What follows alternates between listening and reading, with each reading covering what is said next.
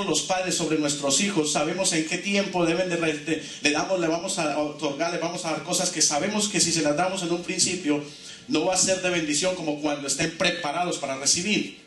Asimismo son las cosas espirituales de parte de Dios. Lo mismo somos nosotros. Entonces usualmente en estos tiempos la gente hace resoluciones. Yo resuelvo el próximo año, yo voy a ser mejor esposo, voy a ser mejor hijo, yo voy a ser mejor empleado, yo voy a manejar mejor el dinero, yo voy a hacer esto así, voy a hacer... Entonces hay muchas resoluciones que usualmente carecemos y perecemos en el cumplimiento de ellas porque no hay una base fundamental para que nosotros cumplamos ese propósito. Y la base fundamental se llama Cristo Jesús, especialmente a los creyentes. Cuando tú haces una resolución basado en tus capacidades, pues entonces tú descansas en tus capacidades y por tus capacidades tú tienes logros. Pero cuando tú haces resoluciones desde la perspectiva de lo que Dios está haciendo en tu vida, entonces cuando tú logras tenerlo es de permanencia. El problema es cuando nosotros hacemos resoluciones en nuestra fuerza, la tenemos, fácilmente la soltamos. Fácilmente tiende a desaparecer porque es algo hecho en nuestra fuerza. Pero cuando es de Dios, cuando Dios es el centro del asunto, entonces es de permanencia. Y cuando es de permanencia es perpetuo. En esta mañana yo vine con un tema que el Señor me lo puso bien lindo en la madrugada y en esta mañana en la intercesión con los hermanos que nos reunimos en la mañana a orar primeramente por el servicio, por el ministerio de la adoración. Dios me habló fuertemente y me dijo, mira, cuando se levantan muros de opresión, cuando se levantan esas atmósferas de opresión, dice, no es por la gente, porque la gente siempre va a venir de una u otra manera. Viene por ustedes que son los que están supuestos a abrir brecha.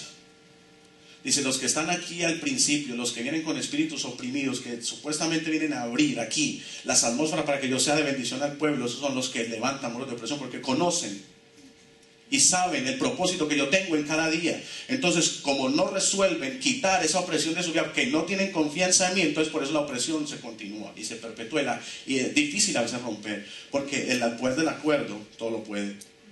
No podemos venir aquí en el poder del acuerdo con el desacuerdo en el corazón. Entonces por eso la opresión se hace fuerte a veces quitar. Y me lo habló por la palabra en Santiago capítulo 1, me dijo, dice que hermanos, gozaos cuando os halléis en diversas pruebas, porque la prueba de vuestra fe produce paciencia. Hay gente que no tiene paciencia con nada, intolerante. Y el Señor dice, si tú estás a través de pruebas, tú tienes que gozarte en la prueba, porque hay una fe que nace desde el gozo para que tengas paciencia, para que puedas lograr lo que está pasando. Y yo te digo algo, todos nosotros en esta vida vamos a ser probados. Nosotros los matrimonios vamos a ser probados. Nuestra esposa no es igual a nosotros, ni ella es igual nosotros a ella. Entonces, por lo tanto, tenemos que tener siempre la perspectiva de que tiene que haber algo que medie entre nosotros para poder seguir hacia adelante. De otra manera, alguien se va a quedar atrás y otro va a seguir hacia adelante. Entonces es donde se quiebran todas las cosas. El ministerio de restauración es un ministerio que hace nuevo lo que se tiende a quedar obsoleto, lo que tiende a quedarse en ruinas. El ministerio de restauración es un ministerio, es un servicio que restaura, que hace nuevo, otra vez válidas las cosas, que un día estaban de una manera, pero que ahora no están de igual manera. Entonces esta mañana, algo sencillo, mira el título que el Señor puso que diera a este mensaje. El propósito que persevera. Sencillo. ¿El qué? Y como yo sé que muchos no saben qué es propósito y qué es perseverar, los que están en el discipulado quizás sí lo saben, pero para los que toman nota y los que quieren saber qué es perseverar, es mantenerse constante en la continuidad de lo comenzado con una actitud convincente. Tremendo. Te lo voy a repetir. Perseverar es mantenerse constante, diga constante, en la continuidad de lo que ha comenzado en una actitud convincente. Quiere decir que las actitudes que tú tengas de lo que tú has comenzado tiene que convencerte primeramente a ti mismo antes de convencer a los demás. Porque nada que esté convencido en ti hará que convenza al otro. Tú tienes que estar convencido y persuadido de las cosas de Dios para poder persuadir y convencer a los que tú vas a hablar.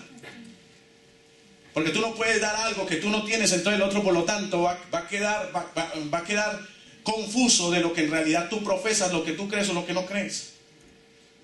Entonces, por ejemplo, en este año mucha gente está haciendo resoluciones. Pues primeramente tiene que haber una convicción de que hay algo dentro de ti que va a sostener eso que tú estás resolviendo en tu vida. Y el único que puede hacer que las cosas permanezcan, el único que puede hacer fuerte una resolución en nuestra vida, se llama Jesús. Porque Él fue el único que pudo resistir la ley, pudo resistir el pecado para que Dios lo clavara en su cuerpo y lo clavara en la cruz para nosotros poder tener acceso a lo perseverante de Dios. De otra manera, entonces no podíamos clamar, no podíamos ni siquiera orar por un catarro, ni siquiera teníamos el poder para sanarlo. Pero por cuanto Él lo hizo, Él perseveró hasta el final y lo logró, entonces yo lo puedo lograr. Pero yo tengo que estar convencido en Él. Una de las resoluciones más grandes que nosotros como creyentes debemos de tener es: Señor, yo quiero este año ser más resuelto en ti. Quiero aprender en este año cómo es centralizar tu presencia en mi vida. Antes que cualquier cosa, perdón, el centro de mi vida, yo quiero que seas tú. Porque si tú eres el centro de mi vida, se me va a hacer fácil para todas las cosas que yo emprenda. Perseverar también dice que es durar permanentemente. Y quiero llevarte a Mateo capítulo 24. Póngamelo ahí, Mateo 24, el verso 12 y 13. Esto es solamente el comienzo de lo que yo te quiero enseñar hoy. Recuerda, el propósito que persevera. Mientras buscamos el texto, propósito es el ánimo o intención de hacer algo o no. Algo a lo que se quiere llegar. Eso es propósito. Propósito es el ánimo, es la resolución, es la intención de hacer o no algo a lo que se quiere llegar. Yo quiero este año llegar a hacer esto. Yo quiero este año a tener una mejor empresa. Yo quiero este año a ser un mejor empleado. O yo quiero este año tener mi propia compañía. Pues el propósito que tú tengas para eso tiene que ir cargado del ánimo y la resolución de hacerlo para llegar a ese cometido. La palabra del Señor dice que cuando tú tienes fe, la fe es una certeza y una convicción de algo que tú no ves. Pero cuando tú lo ves, cuando tú lo materializas en el mundo espiritual, entonces tú lo puedes ver y tú lo puedes lograr. Y es ahí donde se hace válido a lo que tú le estás apuntando, a lo que tú estás resolviendo. Entonces propósito es un ánimo, es una intención. ¿Cuáles son tus intenciones referente a lo que estás haciendo? Es como cuando el muchacho llega a la casa y le dice: mira, yo quiero empezar a visitar a tu hija. ¿Cuáles son tus intenciones con ella? Y él dice: no. Lo mismo es para cualquier cosa. Primero que todo, tengo un propósito, pero yo necesito tener el ánimo, que es la esencia y la intención necesaria de poderlo lograr. Y yo creo que todos ustedes tienen grandes cosas que lograr este año. Pero fuera a recibir un año como: ¿y qué hubo, hermano? ¿Usted qué está esperando para este año? Yo no sé, lo que venga, lo que me tiren ahí. No, yo he visto gente que se ha resuelto cosas y las ha logrado, pero han perseverado, han tenido el ánimo suficiente. Y yo sé que naturalmente, yo sé que nosotros humanamente podemos lograr muchas cosas. El problema es que cuando tú ves gente lograr cosas en su propia fuerza, después tú los ves que no perseveraron. Y en el perseverar tiene que haber una constante, el mantener constante, avivado, vivo, ese propósito por el cual tú vas a llegar a lo que tú propusiste. Mire lo que dice la palabra del Señor en Mateo 24 y el verso 2 dice: cuando Jesús salió del templo y se iba, dice, respondiendo Él les dijo, bueno, ¿me lo va a poner bien o no? Que brinca de un lado para otro. Cuando Jesús salió del templo y se iba, se acercaron sus discípulos para mostrarle los edificios del templo. Verso 13. Respondiendo Él le dijo: ¿veis todo esto? De cierto digo que no me lo está poniendo bien. Es el verso 12 y 13. 24, 12, 13. Mira, yo lo pongo aquí. Dice, dice el Mateo 24, el verso 12, 13 dice: y por haberse multiplicado la maldad, el amor de muchos se enfriará. ¿Qué es lo que hace la maldad cuando se generaliza? ¿Enfría qué? El amor de Dios. Algo por lo cual nosotros oramos todos los días, que nunca falte el amor de Dios, porque la maldad se puede meter en los hogares, la maldad se mete en los trabajos, la maldad se mete en las instituciones, la maldad se mete en las escuelas, la maldad se mete en el gobierno, en la policía. Tú has visto que hay gente que ha sido parada por la policía y tú puedes sentir el abuso de autoridad de ellos por el hecho de tu ser latino. Dice, y por haberse multiplicado la maldad, dice la palabra del Señor, el amor de muchos se enfriaría. Pero mire lo que dice aquí, que este es el énfasis, mas el que persevere hasta el fin, este será el que ¿qué? Hermano, la maldad va a venir, el amor de muchos se va a enfriar, pero el que persevere, ¿cómo? En el amor de Dios, el que persevere que en el propósito de Dios, el que persevere que en mantenerse firme delante de Dios, este hasta el fin será salvo. Por eso es que hay mucha gente que está dudosa en su mente y en su corazón si verdaderamente están salvos por Dios o sienten que Dios está con ellos o no. ¿Por qué la culpabilidad viene sobre la gente? Porque la gente, cuando ha dejado en la perseverancia, el mantenerse firme, han dejado que el amor de Dios invada sus corazones. Porque la gente dice, no hermano, yo siento que ya Dios no está conmigo. ¿Y por qué no volviste a la iglesia? No, porque es que yo creo que Dios no, yo no me quiero ir porque es que yo me sentiría como un hipócrita. No, es que yo siento que ya Dios no. Es que las cosas que han pasado, por eso quiero quedarme así y después yo arreglo el asunto y voy. Hermano, yo me pregunto, ¿qué tal que Dios fuera como nosotros? ¿Qué tal que Dios fuera como nosotros? Gracias a Dios que Él no es como nosotros. Gracias a Dios que Él no piensa como nosotros, ni tiene las intenciones que nosotros tenemos. Lo aprendimos el jueves, que los pensamientos de Dios para con nosotros son ¿de qué? De bien y no de mal. Para que nosotros logremos el fin que esperamos. Lo que estamos hablando ahora, todos queremos un fin, todos tenemos un propósito a que llegar, pero necesitamos internalizar ese propósito para saber llegar. Primeramente tenemos que verlo, primeramente tenemos que visualizarlo, tenemos que manifestarlo dentro de nosotros para poder llegar, porque eso es lo que nos va a dar el ánimo de llegar. No, yo voy a tener una compañía, voy a tener una empresa. Entonces voy a empezar por lo primero. Señor, gracias, porque tú estás poniendo una idea, tú estás poniendo un deseo. Entonces yo voy a hacer ajustes conforme para poder lograr ese propósito. Y Dios te lo va a ir dando. La perseverancia. Número 1, el venir con fe, declararlo y orar para que así suceda. El problema es que a veces decimos, Dios tiene algo grande y nos quedamos tranquilos esperando que llegue. Y el propósito de Dios es que, mira, si tú perseveras, tú lo vas a ver alcanzar. Tú lo vas a disfrutar. Entonces el propósito que persevera, hay un apóstol que me cuadra bien en este mensaje, es el apóstol Pablo. Yo quiero que vayamos a Filipenses capítulo 3. Yo lo voy a leer aquí en esta versión que tengo. Y tú lo vas a leer ahí, Filipenses capítulo 3. Vamos a leer desde el verso 7. Filipenses 3, 7. Miren lo que dice acá. Esta versión dice: antes creía que esas cosas eran valiosas, pero ahora considero que no tienen ningún valor debido a lo que Cristo ha hecho. Así es, todo lo demás no vale nada cuando se le compara con el infinito valor de conocer a Cristo Jesús, mi Señor. Por amor a Él he desechado todo lo demás y lo considero basura a fin de ganar a Cristo. Aquí vemos a un apóstol que tenía todo, tenía todos los títulos, tenía cómo gloriarse en su naturaleza humana de alcanzar las cosas de Dios, pero dice, todo lo tomo por basura por alcanzar a Cristo. Uno de los propósitos que deben perseverar en esta vida es que todo lo que nosotros logremos, un día que pase ya es desestimado, porque Dios tiene algo nuevo para mí. Tú no puedes aferrar que hoy Dios me entregó esto y quedarse solamente en esa bendición, quedarte solamente en esa promesa. Tú tienes que tener la expectativa de algo nuevo, de algo nuevo. Cada día es algo nuevo, hermano, cada día es algo nuevo, cada día es una bendición nueva, cada día es un propósito nuevo. Por eso sería triste levantarse siempre todos los días con la misma actitud.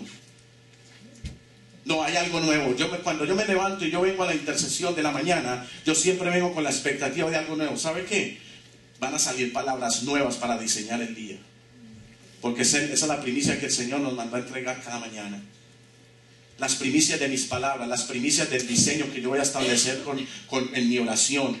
Gracias, Señor, por este día. Gracias, Señor, porque hay algo nuevo que nosotros vamos a emprender hoy. Hay algo nuevo que vamos a diseñar. Las palabras tienen poder, las palabras tienen diseño. La Biblia lo dice, que la vida y la muerte están en el poder de la lengua. El que la ama come de su fruto. ¿Qué tú amas hablar? Entonces lo que tú estás comiendo. El fruto que tú tienes de lo que se habla. Hay intenciones que salen a través de palabras. Hay intenciones del corazón que salen a través de palabras. Hay sentimientos que se expresan a través de palabras. Cuando tú quieras conocer el corazón de alguien, solamente escucha lo que está hablando. Entonces tú sabes de qué es lo que ama en realidad. Entonces, estimando la fecha en la que nosotros estamos ahora y mirando las propuestas o consignas o resoluciones, como lo quieran llamar, que quisiéramos ver o vivir para una temporada próxima, como lo es un año nuevo, número uno, primero tenemos que preguntarnos si el propósito principal lo hemos alcanzado y si hemos perseverado en lo suficiente para lograrlo. ¿Y si hemos qué? Perseverado en lo suficiente para lograrlo. Una pregunta: ¿qué cosas en este año tú has logrado que te hayas propuesto antes de terminar el anterior? Si lo has logrado. Ahora, si no se ha logrado, ¿en qué se ha dejado de perseverar? ¿En qué yo he dejado de perseverar, de mantenerme firme? ¿En qué he perdido yo el ánimo para poder lograr lo que yo me he propuesto? Como lo dice aquí en la definición de propósito. ¿En qué yo he perdido el ánimo? ¿En qué yo he dejado de perseverar? ¿En qué he carecido que no he logrado? Yo sé que, por ejemplo, el año pasado muchos quisieron entregarse más a Dios, muchos quisieron perseverar más en Dios, muchos quisieron santificar más sus vidas delante de Dios, pero hubo un rompimiento, una soltura, y no sabemos identificar, definir en qué momento sucedió, pero es algo que nosotros necesitamos primeramente discernir, saber para de acuerdo a esa decisión, tomar la decisión correcta para seguir perseverando. Porque las cosas de Dios son grandes. Hermano, va a venir un año entero. Y dependiendo cómo nosotros lo recibamos, es que va a ser el propósito del cumplimiento de todo lo que nosotros propongamos hacer para el 2014. Estamos a punto de soltar un año. Vamos a estar a punto de nosotros de resolver en nuestra vida, soltar y tomar ventaja y agarrar lo que tenemos que agarrar para poder tener éxito en el próximo. Amén. Y no quiere decir que las cosas que no hayas logrado no se van a lograr. Sí, lo que pasa es que van de camino. Lo que pasa es que Dios tal vez está esperando que se resuelvan ciertas cosas en nuestra vida para podernos dar la bendición de poder alcanzar lo que hemos propuesto. Pero lo importante es proponer. Amén. Diga, lo importante es proponer. Los matrimonios deben de proponerse en así cosas para lograr y mantener en ese ánimo. Ahí lo que pasa es que el asunto ya no es de uno solo, sino de dos. Entonces ahí tiene que suceder que el que está desanimado tiene que animar al otro. Siempre tiene que haber así. Porque si el propósito es un ánimo o intención de hacer y lograr algo, entonces quiere decir que lo que tú estás, el esposo o la esposa, mira, estamos en un propósito, pero veo que estás perdiendo el ánimo, pues yo te lo voy a levantar, yo te voy a ayudar, yo voy a estar contigo, no voy a permitir que el propósito se pierda, yo voy a mantener firme. Por eso es que siempre hay uno que está más adelante que otro, hasta que el otro alcanza. Y así muchas veces nosotros vamos, pero el propósito se tiene que cumplir. El propósito debe cumplirse porque Dios es bueno. Tenemos que preguntarnos si el propósito principal lo hemos alcanzado y si hemos perseverado en él lo suficiente. Yo sé que muchas cosas en nosotros se tienen que arreglar. Aún en mi vida misma personal, yo muchas cosas las tengo que solucionar, las tengo que arreglar. Y una de las cosas que yo más le oro al Señor que en este año pase es ese poder de perseverancia, de nunca más volver a menguar, de nunca más volver atrás, de nunca más volver a desanimarme, de nunca más volver a deprimirme, de nunca más ni siquiera pensar que lo de atrás me puede ayudar a lo presente que Dios me va a poner. Cuando nosotros confiamos en lo que ha pasado, con ponerlo de frente, Dios no está ahí. Dios no está en ese asunto. Porque Dios ama las cosas nuevas. Por eso tú nunca en la Biblia ves a Jesús convenciendo a la gente con un milagro que había hecho en otro. Porque Jesús siempre hacía algo nuevo. Mira, déjate sanar de ceguera. Mira, yo sané al Bartimeo. Sí, Bartimeo, dale testimonio. Dile que es lo que yo hice contigo. ¿Usted no ve a Jesús así? Usted ve a Jesús haciendo siempre algo nuevo. Haciendo nuevo. Nuevas todas las cosas. Dice, si hemos perseverado lo suficiente para lograrlo, debemos establecer las prioridades desde la perspectiva de lo que es el centro de nuestra vida. Aquí es donde viene lo radical. Tenemos que primeramente priorizar, establecer prioridades desde la perspectiva de lo que es el centro de nuestra vida. ¿Qué es el centro de tu vida, hermano? A ver, estoy hablando aquí a los hermanos espirituales. ¿Cuál es el centro de tu vida? Dígalo aunque no lo sienta. Cristo Jesús. Entonces, para tú lograr y establecer prioridades en tu vida, tú tienes que hacerlo desde la perspectiva de lo que es el centro de tu vida. Si el centro de tu vida es otra cosa diferente a Jesús, entonces desde esa perspectiva es que tú vas a hacer resoluciones en tu vida. Si el centro de tu vida es trabajar y trabajar, si el centro de tu vida es tener y tener dinero, las perspectivas, las prioridades que tú hagas va a partir desde ese centro de prioridad. Y eso es lo que se va a lograr. Por eso es que en el Señor, aunque nosotros queremos grandes cosas humanas, materiales, no sucede, pero tengo el gozo que lo va a hacer, tengo la fe que lo va a alcanzar. Por eso es que en el Señor no se pierde esa perspectiva. Por eso les explicaba al principio, el que quiere establecer cosas humanas y las alcanza, después se pierde, entonces se frustra. Con el Señor, no lo he logrado, Señor, pero lo va a lograr. Lo tenía, no lo tengo ahora, pero lo va a volver a lograr, lo va a volver a hacer. Como la perspectiva, el centro de mi vida es el Señor. Y Dios me ha permitido lograr cosas. No las tengo ahora, pero eso no quita que no lo vuelva a tener. Lo que pasa es que lo que Él tiene para mí es mejor que lo que tenía. Lo que quiere decir es que lo que yo tenía no era lo suficiente, pero Él me quiere enseñar y me está formando para entregarme lo mejor. Porque tiene algo más grande para mí. Por eso tú tienes que entender qué es el centro. El centro de tu vida, hermano, no es una pareja. El centro de tu vida no es un hijo. El centro de tu vida no es un trabajo. El centro de tu vida no es dinero. El centro de tu vida no es otra cosa que debe ser el Señor en tu vida. Si tú partes desde la perspectiva que el Señor es el centro de tu vida, ahí va a haber el amor suficiente para el matrimonio, el amor suficiente para los hijos, el deseo sincero de lograr cosas grandes de Dios. El trabajo se alinea, la finanza es bien recompensada. Dios te da el poder, Dios te da la sabiduría de ser un buen mayordomo de lo que llega a tus manos. Porque hay gente que en esta hora, si hiciera cuenta de todo lo que ha ganado en el año, dice, yo me gané todo eso, ¿y qué pasó con eso? Es como que si algo se lo robara, es como dice la Biblia, es como si lo echaran en saco roto.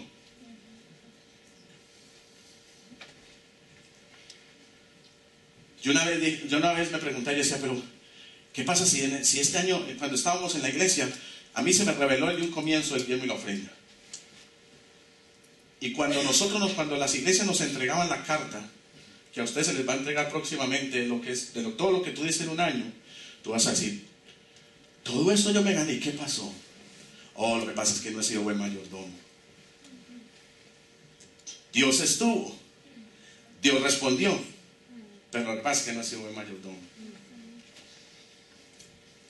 Ahí tú te vas a dar cuenta que Dios suple. Porque si el diezmo es el 10% de todo lo que tú te ganas, y si a una persona se le da una carta donde dice que el diezmo dio $10,000 en todo un año, que la ganancia neta fueron 100,000, entonces ¿dónde está? Entonces nos damos cuenta que en realidad hubo una mala mayordomía. Pero Dios estuvo, Dios suple. Y eso es lo que Dios quiere hacer con nosotros. Que si Él es el centro de nuestra vida, si Él es el centro de nuestro propósito, tú vas a entender de que Él todo lo va a hacer y en su debido tiempo nosotros lo vamos a lograr. Pero tiene que haber un deseo, un ánimo de alcanzarlo y no perderlo. ¿Sabe qué es lo que pasa con la iglesia? Que la iglesia se desanima. La iglesia, las presiones, un ejemplo muy sencillo. Estamos en invierno, todo está chévere, mucha gente está descansando, mucha gente está tranquila, los trabajos no son como tan en el verano que empiezan desde las 6, 7 que está de día, ya trabajos a las 8, 8:30, descansamos más día, entonces nos acomodamos. Entonces vienen las presiones de primavera, todo el mundo empieza a prepararse el trabajo, entonces todo el mundo empieza a menguar. Las iglesias empiezan a desertar. Todo el mundo está trabajando, pastor, usted tiene que entender que hay que trabajar, ¿dónde está el amor de Dios? Y Dios dice, no, mi palabra es permanente todo el tiempo. Y por eso dice, como decía la escritura, el que persevere hasta el fin, ese será salvo, ese alcanzará. Ahora ese salvo no habla solamente en términos de salvación espiritual, habla de logros en tu diario vivir. Entonces, si el centro de nuestra vida es el Señor, tenemos que centralizarlo en todo lo que a nosotros nos corresponde y en todo lo que nuestra vida representa. Jesús fue tan radical en ser el centro de centralizar al Padre en su corazón, que cuando vino María con sus hermanos le dijeron, mira, allá afuera está tu madre y tus hermanos y te buscan. ¿Quiénes son mi madre y mis hermanos? Dice que a los discípulos que salen, dice, los que hacen la voluntad de Dios, esos son mi madre, mis hermanos y mis hijos y todos los que son. Cuando Él vino a su aldea, dice que no pudo hacer ni un milagro por la incredulidad de ellos. Si algo produce incredulidad es cuando tú te sales del contexto normal, habitual, de tradición, y tú te metes en algo habitual de tradición de Dios. Entonces la gente refuta eso, la gente no entiende eso, y por eso se crea la incredulidad, la duda. Jesús dice que cuando vino a su aldea, cuando vino a los suyos, cuando vino de a donde había salido, La gente primeramente se maravillaba de la sabiduría con la que hablaba. La gente se maravillaba. ¿Y de dónde tiene tanta sabiduría? Inmediatamente lo relacionaron con su comienzo, con su principio. Momentito, este no es el hijo de José, este no es el hijo de María, no están sus hermanos, sus hermanas con nosotros. ¿De dónde tiene tanta sabiduría? Dice que lo rechazaron y si no pudo hacer ningún milagro por la incredulidad de ellos. Algo que tú tienes que entender es que si Dios lo dijo, no puedes tener duda de que lo vas a lograr. No puedes tener duda. Dios dijo que vas a lograr algo. Tú te propones, tú te pones de acuerdo con el sentir de Dios. Tú lo vas a lograr. Uy, pastor, porque usted no sabe las cosas que yo vivo. A Dios no le interesa eso. Imagínate tú, Lázaro, ya muerto, 4 días, pum, le pusieron una piedra. Y los discípulos le dicen, mira, se murió el joven. Dice, no, él solo está durmiendo. Ellos no entienden, ellos creen que está dormido físicamente. Entonces pues le dicen, no, él se murió. Lo que pasa es que esto es para que Dios se glorifique. Ah, ok. Hermano, el sueño puede estar más muerto y enterrado, maloliente, pero Dios lo resucita. Y si Dios tiene propósito de resucitarlo, lo va a resucitar. Amén. Porque algo yo te digo, si hay sueños de Dios, son de Dios. Tú no tienes un sueño en tu vida de grandes logros, de grandes cosas, solamente de cuenta tuya. Es porque Dios está en el asunto, porque Dios te quiere bendecir, porque Dios te quiere llevar a otro nivel. Porque Dios quiere mostrarte su amor. Dios quiere mostrarte que Él lo puede. Dios quiere mostrarte de que Él quiere que tú dependas de Él. El problema es cuando nosotros dependemos de nuestra propia fuerza, cuando dependemos de nuestro propio cariño. Hermano, nosotros no tenemos nada para dar. Si nosotros tenemos algo para dar, es producido por Él. Amén. Número 1, para lograr un propósito perseverante, primero tenemos que desestimar lo que es más importante para nosotros. Eso suena un poquito fuerte, especialmente para los que no conocen mucho la palabra de Dios, pero lo van a conocer. Porque cuando yo empecé en las cosas del Señor, yo fui instruido fuertemente. Y las cosas que no entendía, le dije, Señor, no las entiendo, pero tú me las revelarás. Tú me las revelas, y Dios las revela. Entonces dice, para lograr un propósito, o sea, el ánimo. Para lograr el ánimo y la intención de continuar en algo que se propone, si lo queremos ver así. Propósito perseverante, primero tenemos que desestimar lo que es más importante para nosotros y establecer el propósito de Cristo en el centro de nuestra vida. Mire lo que dice lo que dice en Filipenses capítulo 3. Vamos a leer en el verso 8, dice, así es. Todo lo demás no vale nada cuando se le compara con el infinito valor de conocer a Cristo Jesús, mi Señor. Por amor a Él he desechado todo lo demás y lo considero basura a fin de ganar a Cristo. ¿Qué dice esta versión? Dice, y ciertamente aún estimo todas las cosas como pérdida por la excelencia. ¿Qué quiere decir? Aquí el apóstol está diciendo, mire, para mí esto era súper importante. Esto era lo que me daba identidad, esto era lo que hablaba de mí. Pero yo lo desestimo por lograr y alcanzar el conocimiento de Cristo Jesús mi Señor. Porque el conocimiento de Cristo Jesús de mi Señor en mi vida me va a llevar a lograr cosas más grandes. Lo que yo sé. Pastor, ¿qué pasa? Yo soy un ingeniero, yo soy un arquitecto. Sí, tú puedes tener mucho conocimiento. Pero eso delante de Dios es basura. Porque si tú lo conoces a Él, lo tienes todo. Porque nada nos ganamos con un título bien grande. Con un título que demuestre que somos algo, si en nosotros no hay amor para dar siquiera a nuestra casa, a los que conviven con nosotros. Amén. Yo conozco gente muy profesional, pero su casa es un caos. Y al último terminan diciendo, ¿de qué valió tanto esmero? ¿De qué valió tanto tiempo? ¿De qué valió tanto gasto de dinero para lograr grandes cosas? Y lo más importante que quiero tener no lo tengo. Me fui en pos de eso. Entonces, tú tienes que aprender a desestimar que eso es importante, pero no es lo más importante que tú debes de tener en tu vida. Lo más importante que tú debes de tener en tu vida es al Señor. Cuando tú haces de Cristo, cuando tú haces del Señor el centro de tu vida, todo esto gira en un entorno y Dios lo encaja en el lugar correcto, a la hora correcta, en el tiempo correcto. Entonces, tu carrera va a ser una carrera con propósito. Tu matrimonio va a ser un matrimonio con propósito. Tus hijos van a ser hijos con propósito. El amor que Dios pone en tu corazón va a ser un amor con un propósito. Por eso Pablo dice, yo aprendí a desestimar lo más importante en mi vida y lo tengo por basura por lograr el amor. Dice, lograr el conocimiento de Cristo Jesús, por amor del cual lo he perdido todo y lo tengo por basura para ganar a Cristo. ¿Por qué cuando a la gente se le ministra el amor de Cristo y cuando tú le dices, ¿quiénes quieren recibir al Señor en su corazón? En ese momento, toda la vida es un segundo plano y lo primero que quieren recibir es el amor de Cristo, porque no hay amor. Cuando nosotros venimos a los pies del Señor envueltos en pecados, cuando nosotros venimos del mundo, cuando venimos arrastrados, cuando venimos vueltos nada por el pecado, nosotros que un día teníamos eso como algo grande, ¿por qué cuando Cristo se manifiesta en nuestra vida, en nuestro corazón, desestimamos eso porque queremos agarrarlo a Él? Porque sabemos que Él es el único que puede resolver el asunto que yo no pude resolver por tanto tiempo. Él es el único. Llevo años tratando de tener un matrimonio. ¿Cuánta gente no ha fracasado en matrimonio? ¿Cuánta gente ya no ha tenido 2, 3, 4 relaciones encima? ¿Por qué no han perseverado en una? Porque hay algo que necesita ser el centro para que le imparte y derrabe algo que tú no conoces. Hermano, yo soy padre, yo soy esposo, pero te tengo que decir con honestidad, a mí nadie me enseñó a ser esposo y nadie me enseñó a ser padre, a menos que me casara, a menos que tuviera hijos. Los hijos no vinieron con un manual del cielo y dijeron, mira, así tienes que hacer con él. O cuando nos casamos con nuestras esposas, el sacerdote no nos está diciendo, mira, así es que la tiene que tratar, así que tiene que hacer. Eso se da en el diario vivir. Pero si tú quieres éxito, primero tiene que empezar desde Él. Por lo menos, entonces suena jocoso decir, entonces, bajémonos bajémonos del estradito, bajémonos del altarcito que nosotros mismos nos hemos formado. Aprende a desestimar lo que tú crees importante y aprende a considerar y a internalizar lo más importante que tu casa, tu matrimonio y tu vida necesitan. Pablo lo entendió muy claro. 2, para ser perseverantes en el propósito. ¿Qué es lo que le dije que era perseverancia? Mantenerse constante.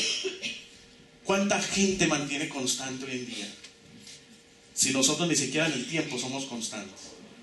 Hablaba con mi hermana en la oficina y le decía, ¿se acuerda que aquí dicen, a tal hora lo espero, entre hora americana, hora latina? ¿Sí o no? ¿Usted no ha oído eso? ¿Qué diferencia hay entre la hora latina y la hora americana? Si la hora es la misma. No, yo quiero que usted los latinos me lo digan. Porque los latinos son ¿qué? Incumplidos. Llegan. ¿Y el americano es qué? Puntual. Entonces, para tú mantenerte firme, si tú quieres cambiar, por ejemplo, ese estilo de vida, o por lo menos que en ti no se valga eso, tú tienes que ser constante. Llegas tarde, empieza a llegar temprano. Por lo menos empieza llegando a tiempo, después empieza a llegar unos minutos antes, después empieza a llegar antes. Hay gente que aquí ya por lo menos, cuando yo llego, ya llegan primero que yo. Yo vengo a las 8:15, le digo a los hermanos que estamos aquí, yo trato de llegar 8, y hay gente aquí. Esta mañana ya había gente aquí. Y ya estaba calientito, quiere decir que llegaron antes. Cuando tú perseveras en eso, tú estás rompiendo. Él dice, hey, mira, no, yo soy de hora americana, cumplido. Eso es para otros ya. Entonces, para tú mantener perseverante en el propósito que nos llevará al éxito, diga el éxito. Cuando tú perseveras en un propósito y ese propósito, ese centro de Dios, Dios te garantiza un éxito. Primero que todo, el éxito es espiritual, gozo, para tú poderte gozar de todas las cosas que tú logras. No te ganas nada con lograr grandes cosas si tú no tienes un gozo metido aquí, porque entonces no vas a aprender a disfrutar lo que Dios te da. Tú has visto gente que tiene mucho pero no se goza, no disfruta. Hermano, yo me disfruto el peso que tengo como me disfruto en los 10 centavitos que tengo a veces. Me lo gozo todo. Tú tienes que tener siempre pelear, desafiarte a ti mismo en mantener una actitud de gozo dentro de ti. No hay nada peor que venir a alguien que te muestra una cara así y después tú te das cuenta que va a la iglesia. Un momentico, es que no dicen pues que todos los de la iglesia tienen un gozo que sobrepasa todo entendimiento. Yo no entiendo eso. Me encontré uno que me lo encontré en el palo de limón. Y más agrio que todos los limones de ahí, supuestamente de los que va a tu iglesia. Hermano, yo creo que no es de nuestra iglesia. ¿Estás seguro? Sí, hermano.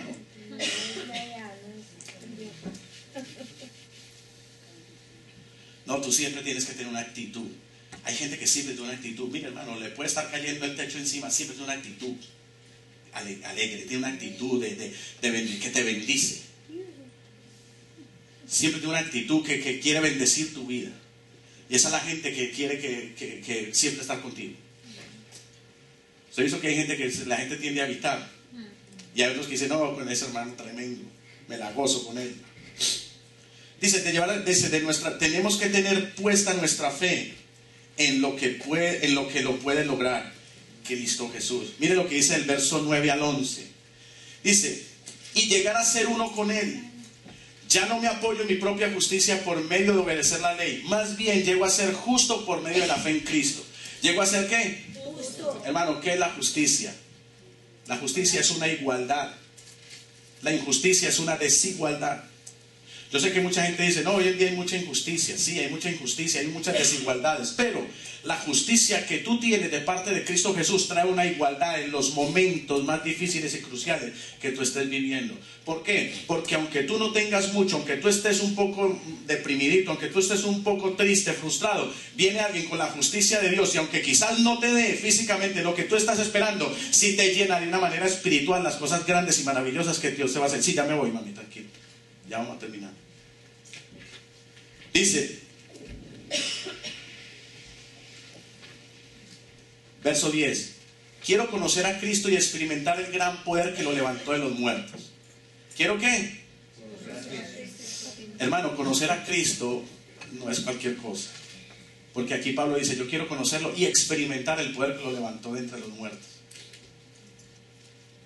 ¿Quién quiere experimentar el poder de algo que hizo levantar a alguien que estaba muerto a la vida? El Espíritu Santo. Tremenda esta declaración que él hace. Dice, pues la forma que Dios nos hace justo delante de él se basa en la fe. Quiero conocer a Cristo y experimentar el poder. Quiere decir que para yo experimentar el poder que levantó a Jesús de entre los muertos, primero tengo que conocerlo. Ahora, yo sé que muchos, la mayoría de los que están aquí ya conocen a Cristo, pero quieren experimentar ese poder que lo levantó de entre los muertos. ¿Sabe cómo tú experimentas eso? Cuando tú reconoces que hay áreas muertas en tu vida. Entonces sí, el poder que experimentó Cristo, que lo levantó entre los muertos, lo vas a empezar a experimentar tú en tu vida. ¿Sabe por qué? Que es lo único que le da vida a un matrimonio muerto, el poder y el amor de Dios. Mi vida, Señor, mi vida en esta área está muerta. Quiero experimentar ese poder que te levantó. Ese poder no era solamente para levantar un muerto de una tumba. Dios dice que ese espíritu es un poder que tú experimentas. Tú estás vivo físicamente, pero el tú estar vivo físicamente no quiere decir que tú estés vivo en todas las áreas. Hay áreas en tu vida donde tú y yo estamos muertos y necesitamos ese poder para revivirlo. Algo en lo cual el enemigo ha trabajado fuertemente en su iglesia, en todo el mundo, es quitar la paternidad. Dígalos de un padre hoy en día que no creció con el amor de su papá, de su mamá, que abraza a su hija a 15 años en la fiesta de 15 años. No sale nada. Suda como hacía yo. Sudaba y me ponía rojo. Y yo no sé hacer eso. Pero el amor de Cristo, el poder que actúa en él, te puede a ti resucitar. Porque un padre no es capaz de acercarse a un hijo y decirle, hijo, te amo tanto. El día que tú naciste fue el día más grande de mi vida. Fui el hombre y la mujer más orgulloso de este mundo. Porque no tienen eso. Necesitan resucitar esa área. Y dice, Pablo dijo, yo quiero conocerlo, pero no solamente conocerlo, quiero experimentarlo. El amor de Dios lo quiero experimentar. Pero para eso yo tengo que reconocer que tengo una condición de muerte espiritual. La Biblia dice que muerte es separación. Yo estoy vivo pero separado de Él. Y si yo estoy separado de Él, estoy viviendo una muerte espiritual. ¿Cómo revivo yo esa muerte y volver a la vida? Cuando yo lo reconozco a Él como el Dios de mi vida.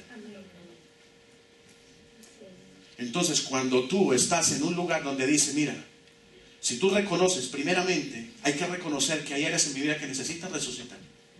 Y necesito esa vida que Jesús dijo que actúa en él en la tumba. Yo la necesito experimentar.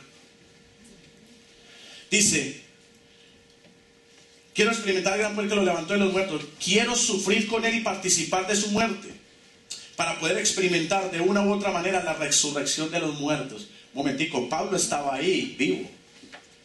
Ahí cuando habla de la resurrección de los muertos, no es de los muertos que están muertitos debajo de tierra y los quiere experimentar. Eso lo vamos a experimentar un día. Él quería vivirlo en vida. ¿Sabe qué quería decir él? Hay mucha gente en el mundo que no tiene a Cristo y está caminando muerta espiritualmente, separada del amor de Dios. Jesús es el único, por eso dice que el único mediador entre el Padre y los hombres es Jesucristo. Jesucristo es el único camino, verdad y vida para llegar al Padre. Sin Él no podemos llegar a Él. No hay nada en este mundo, aparte de Cristo, que nos pueda llevar a Dios, al amor de Dios. Yo no experimento a Dios por medio de otro intermediario que no sea Jesús, porque Él fue el único que pagó, Él fue el único que obedeció y es el único que pagó con justicia y es el único que operó el Espíritu Santo en Él y lo revivió. Entonces yo quiero meterme en ese plan de resurrección para yo experimentar el amor de Dios en mi vida, que es el que me va a dar amor a mí para darle a los demás, porque no lo tengo. Porque no lo hay. Hay áreas en nuestra vida, hermano, que necesitamos experimentar el amor de Dios, el poder de Dios. Mi pregunta es, ¿cuántos reconocen que tienen muerte espiritual y necesitan ese vehículo para llegar al amor de Dios? ¿Quiénes nunca han recibido el amor en el corazón de decir, Cristo, tú eres el único que me puede llevar a una verdadera relación con mi Padre Celestial? Una verdadera relación que en esta vida yo la necesito experimentar. Hermano, no es para nosotros, en el cielo no se necesita nada. Yo necesito de eso que hay aquí en la tierra, pero el único que me puede traer lo de allá acá es Jesús, a través del poder del Espíritu Santo. Entonces, la pregunta es, ¿cuántos quisieran experimentar eso? ¿Cuántos verdaderamente quisieran decir, Señor, yo quiero experimentar algo que nunca he hecho, que nunca he experimentado? Entonces tú dices, yo no he experimentado eso, yo no tengo a Jesús en mi corazón, pero lo quiero tener. Y cuando yo digo lo quiero tener, estoy reconociendo que hay algo que solamente Jesús puede hacer y resucitar, que es el amor que van a hacer en mi corazón hacia las cosas de Dios. Por eso que tú dices, wow, lo que yo hacía ya no está bien como lo hacía. Antes tenía una conciencia de hacerlo libremente, pero no, eso no está bien. No estaba bien que yo me fuera con otras personas, no está bien que yo mintiera, no está bien que yo robara, no está bien que yo hiciera eso. Eso era en otra naturaleza, pero con Cristo soy alguien nuevo, con Cristo soy nuevo. Entonces, mírame, júzgame de ahí para atrás, pero ahora mírame cómo es mi actitud delante con Cristo Jesús. Entonces juzga a raíz de ahí, porque algo yo te digo, Jesús, Dios hace cosas nuevas. El problema es que hay mucha gente que siempre dice, no, es que yo sé quién era. Sí, ¿quién era? ¿Quién es ahora? ¿Qué testimonio da de Cristo Jesús en tu vida? La gente siempre va a tener opiniones de la gente. Todos tenemos un pasado. Hermano, que juzguen el pasado, pero que digan que Dios está actuando en tu presente. Porque entonces ahí es donde la gente dice, bueno, sí, yo tengo un concepto de ti, pero lo que tengo para decir ahora es que, pues bueno, veo que has mejorado, veo que hay cosas que están mejorando, hay cosas buenas que quisiera imitar, que quisiera seguir, porque Pablo aquí exhorta a ser imitadores de mí, como yo soy de Cristo. Entonces la pregunta crucial para terminar es, ¿cuántos quisieran tener a Cristo en su corazón hoy? ¿Cuántos quisieran abrir el corazón y decirle, Cristo, te invito a mi corazón, porque tú eres el único que puedes hacer revivir cosas que yo necesito avivar? Hay cosas en mi vida que necesito avivar y solamente tú eres el único que lo puedes resucitar, lo puedes extraer de mí. Y yo te digo algo, a partir de ahí tú nunca vas a ser el mismo. Vas a aprender a perseverar en las cosas de Dios. Vas a aprender a perseverar en las cosas que Dios te va a mandar a hacer. Va a ser un incentivo de nuevo, vas a mejorar en todas las áreas de tu vida, vas a mejorar en el trabajo, vas a ser mejor empleado, vas a ser mejor patrón con tus empleados, vas a ser mejor empleado de tu patrón. Ese lugar va a ser un lugar de bendición. ¿Por qué? Por el hecho de tu estar ahí. Porque donde hay una persona en el amor de Dios, donde hay una persona con el amor de Cristo, ese lugar entra en bendición. Ese lugar es diferente, ese hogar es diferente, esa familia es diferente, esos hijos son diferentes. Amén. Vamos a estar puestos de pie.